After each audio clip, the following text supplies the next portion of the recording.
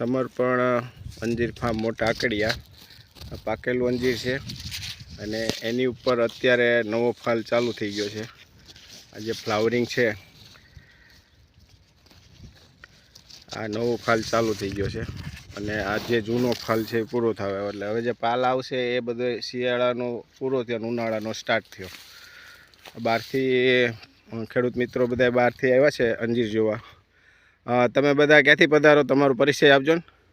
નરેશભાઈ ભોરણિયા, ગામ અમીરપુર, તાલુકો ટંકારા, જિલ્લો મોરબી. ઓકે. તમે કિશોરભાઈ? કિશોરભાઈ હરિભાઈ આહિર, હા, ગામ રામપરા ખરવાસા, તાલુકો બારડોલી, જિલ્લો સુરત. ઓકે. તમારું? કિરીટભાઈ બાલુભાઈ આહિર, ગામ વેલાછા, તાલુકો માંગરોળ, જિલ્લો સુરત.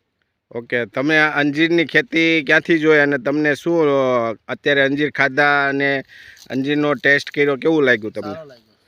હા, તો તમે આની પ્રોડક્ટ ટેસ્ટ કરી તો એ તમને કેવી લાગી? સારી લાગી. ઓકે. તમને અંજીર માટે કંઈ પ્રશ્ન ખરો કિશોરભાઈ? ના. તમે ટંકારાથી આવ્યા તો તમને શું લાગ્યું? તમારે ખેતી કરવાની છે ત્યાં? હા, ખેતી મારા પપ્પા કરે છે અને હું પણ ધ્યાન દઉં છું. હું રહું છું અત્યારે મોરબી, સિરામિક સાથે સંકળાયેલો છું. ઓકે. અને ત્યાંથી હું અઠવાડિયામાં 2 દિવસ જાઉં છું ગામડે. અઠવાડિયામાં 2 દિવસ જાવ છું. કેટલી જમીન છે? જમીન છે 22 વીઘા મારે. તમને અંજીરની ખેતીમાં કેમ ઇન્ટરેસ્ટ થયો? ઇન્ટરેસ્ટમાં તમારા વિડીયો જોઈને મને એમ લાગ્યું કે ના ખેતી કર્યા જેવી છે. ઓકે, સરસ. નવીન કરી એમ. ચીલા ચાલુ તો આપણે બાપ દાદા વખતની કપાસ, મગફળી, બરોબર, શિયાળુ પિકમાં ચણા છે, ઘઉં છે, એવું બધું તો વાવતા જ, ધાણા ને એવું બધું. હવે એવું થયું કે આ જોતા કંઈક નવીન કરી થોડોક આપણે 2-5 પૈસા વધારે કમાય.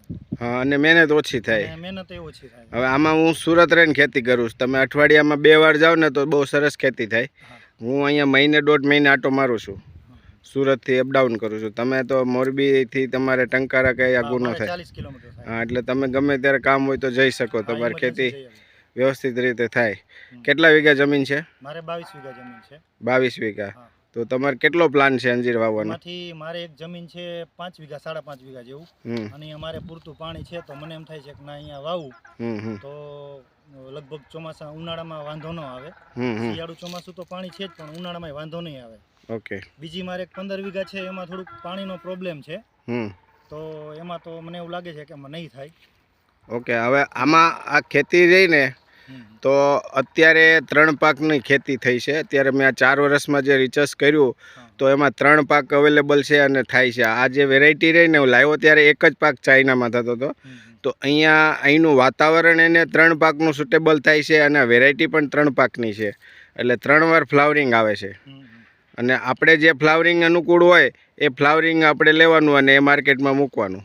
અને ફ્રૂટ તમે હમણાં ટેસ્ટ કર્યું, કેવું લાગ્યું તમને? બહુ સરસ.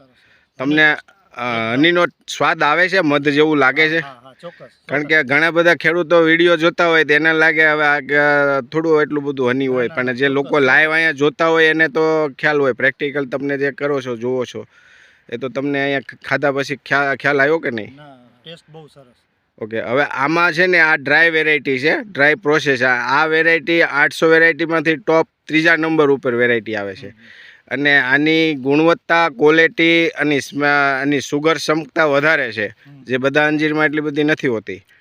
અને આ વેરાયટી 120 ગ્રામ સુધી થાય છે. એટલે આનો જે જમ્બો વેરાયટીના જે ડ્રાય ફ્રૂટ આવે છે ને માર્કેટમાં તમે જોયા છે જમ્બો સાઇઝના, એના ભાવ બહુ ઊંચા હોય છે. આ એ ટાઈપની વેરાયટી છે ને જમ્બો ડ્રાય બને આમાં મોટી સાઇઝમાં, જે માર્કેટમાં તમને જોવા જ ન મળે એ ટાઈપના. પણ આની ખેતીમાં કોઈ ખર્ચો નથી લાગતો.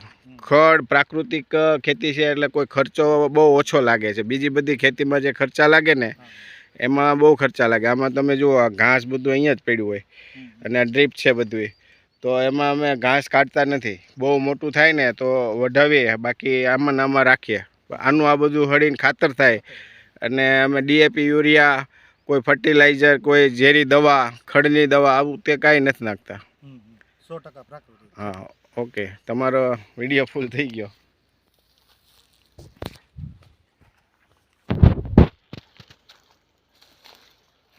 હવે દિનેશભાઈ, હા, આમની ક્યાંથી